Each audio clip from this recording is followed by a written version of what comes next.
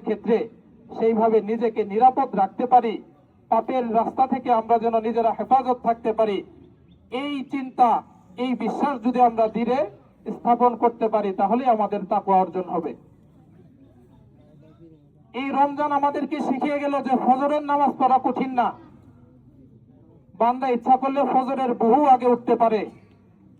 আমরা সাহরি খাইলাম, যারা নামাজ পড়েছি আলহামদুলিল্লাহ, অনেকেই তাহাজ্জুদের নামাজ আদায় করেছেন।